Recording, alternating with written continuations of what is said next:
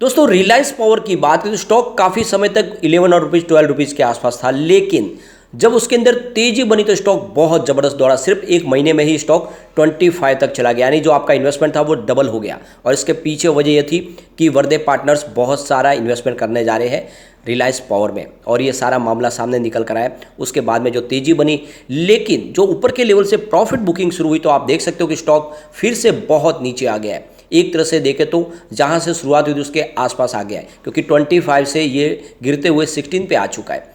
तो क्या इस समय हमें रिलायंस पावर में इन्वेस्टमेंट करना चाहिए या फिर इस स्टॉक से निकल जाना चाहिए? तो यहाँ पे बहुत सारी अपडेट निकल के आ रही है जिनको हम एक एक करके डिस्कस करेंगे। एक तरह से कहे तो बड़ी गुड न्यूज है, और इस वजह से अगर देखें तो आने वाले समय में रिलायंस पावर में बहुत बड़ी तेजी फिर से आएगी। वैसे अगर आप देखें तो इससे पहले जब ये 25 का इन्होंने नया हाई बनाया, इससे पहले 19 का भी हाई ऑलरेडी बना चुका रिलायंस पावर। इस बार जब तेजी बनेगी तो फिर से डेफिनेटली नया हाई बन सकता है।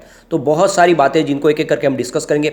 सबसे पहले अगर हम कल के कारोबार को डिस्कस करें तो स्टॉक की क्लोजिंग हमने 16 के आसपास देखी है, जहाँ पे 0.93% की गिरावट थी, और दूसरे एनर्जी सेक्टर के शेयरों में भी हमने गिरावट देखी है।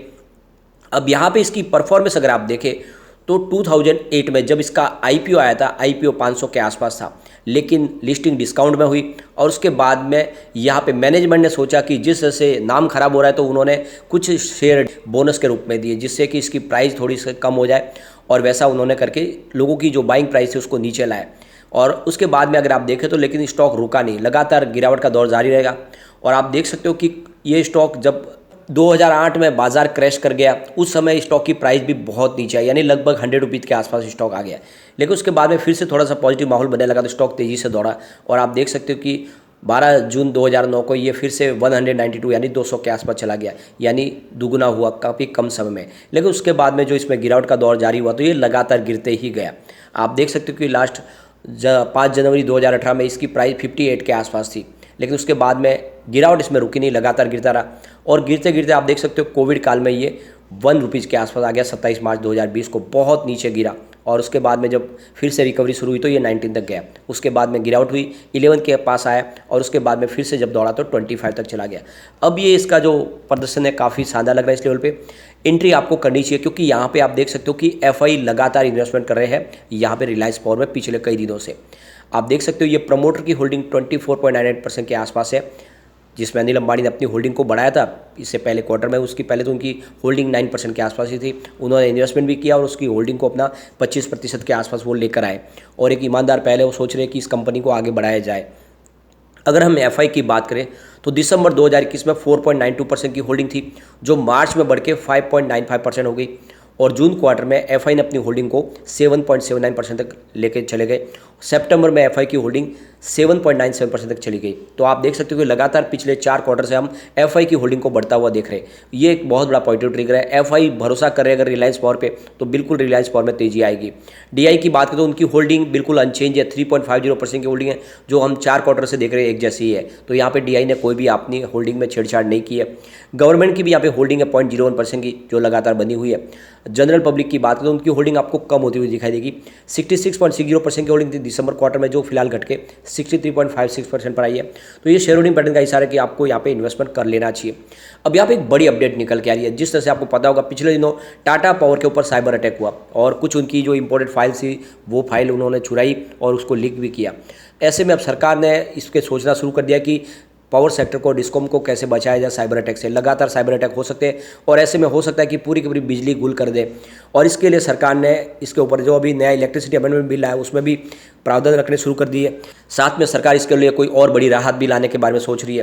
तो यहाँ पे जो लेटेस्ट अपडेट निकल के आ रही है, सरकार ट्रांसमिशन और डिस्ट्रीब्यूशन के बिजनेस के लिए और जो इसके लिए इक्विपमेंट है उनके ऊपर पीएलआई स्कीम लॉन्च कर सकती है। यानी एक तरह से एक बड़ा बेनिफिट दिया जा सकता है पावर सेक्टर की कंपनियों को, और पीएलआई स्कीम की तरह से सरकार की तरफ से जो मदद मिलेगी उस हिसाब से वो अपने ट्रांसमिशन और डिस्ट्रीब्यूशन के बिजनेस को ज़्यादा करके सिक्योर कर दे, सेव कर ले, ताकि आने वाले समय में ऐसे साइबर अटैक से बचाया जा सके उसको।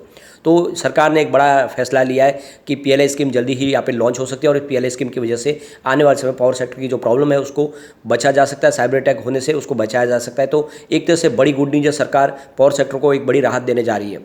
इसके बीच में एक और बड़ी अपडेट निकल के आ रही है।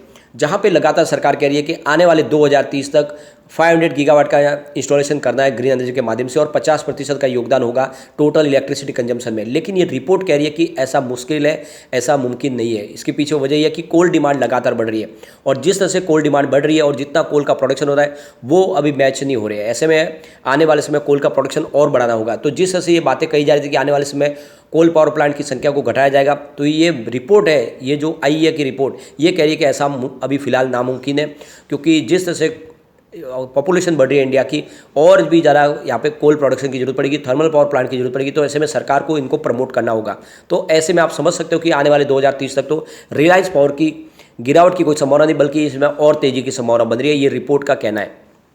इसके बीच में एक और गुड न्यूज निकल कर आई है। इस बार अगर आप देखें तो कोल का प्रोडक्शन है उसने रिकॉर्ड नई हाई बनाई। एक तरह से माइलस्टोन अचीवमेंट किया कोल का प्रोडक्शन है, करीब 382 मिलियन टन्स का इस बार प्रोडक्शन हुआ है। इसके प्रोडक्शन की बात करें तो ये 21% की ईयर ऑन ईयर बेसिस पे ग्रोथ दिखा रहा है, यानी लगातार जिस तरह से कोल का प्रोडक्शन बढ़ रहा है उस हिसाब से आने वाले समय में पावर सेक्टर की कंपनियों का रेवेन्यू भी बढ़ेगा, क्योंकि कोल प्रोडक्शन बढ़ेगा तो बिजली का उत्पादन ज़्यादा होगा और ऐसे वाले समय में इनका प्रॉफिट और रेवेन्यू भी बढ़ता हुआ दिखाई देगा। तो कुल मिला के आने वाले समय पॉजिटिव संभावना बन सकती है। अब यहाँ पर जो सबसे बड़ी बात निकल के आ रही है, रिलायंस पावर में हमें क्यों इन्वेस्टमेंट करना चाहिए, क्योंकि ये तो एक पेनी स्टॉक है। ऊपर से अनिल अंबानी ग्रुप की कंपनी, जिनकी सारी कंपनियां लगातार NCLT के तहत उनके ऊपर कार्रवाई हो रही है, लगातार कंपनी बैंक करप्ट हो रही है। तो ऐसे में क्या रिलायंस पावर के ऊपर भरोसा करना चाहिए, क्या इसमें हमें इन्वेस्टमेंट करना चाहिए? तो यहाँ पे हम भरोसा कर सकते हैं, क्योंकि आप देख सकते हो international investment fund black rock ने यहाँ पे बड़ा इन्वेस्टमेंट किया है और ब्लैक रॉक का इन्वेस्टमेंट ये बात का इशारा है कि उनको भरोसा है कि आने वाले समय रिलायंस पावर में कुछ शानदार पोजिशन संभावना बन सकती है। तो करंट लेवल से भी ऊपर की प्राइस में उन्होंने खरीदारी की है मार्केट से।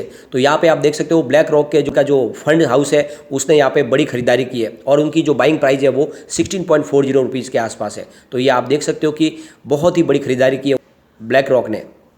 उन्होंने करीब 1,95,03,208 करोड़ रुपीज़ का इन्वेस्टमेंट किया है। तो एक बड़ा इन्वेस्टमेंट है जो उन्होंने किया है यहाँ पे रिलायंस पावर के अंदर। जैसे कि यहाँ पे आप देख सकते हो ब्लैक रॉक की खरीदारी प्राइस है वो 16 के आसपास है, तो ऐसे में डरने की बात नहीं है। यहाँ पे ये फेयर वैल्यू दिखाई दे रही है, इसके नीचे जाने की संभावना बहुत कम है। इसके अलावा अगर आप देखें तो वर्दे पार्टनर्स ने बहुत बड़ा इन्वेस्टमेंट किया है और करीब 930 करोड़ रुपीज़ का इन्वेस्टमेंट करके उन्होंने 15% की इक्विटी ली है रिलायंस पावर में। एक तरह से अगर आप देखें तो उन्होंने कर्ज नहीं लिया, बल्कि उसके बदले में 15% की हिस्सेदारी ली है और उनकी जो बाइंग प्राइस है, जो उनके जो वारंट्स जारी किए गए, उस वारंट्स की प्राइस 15.55 की है।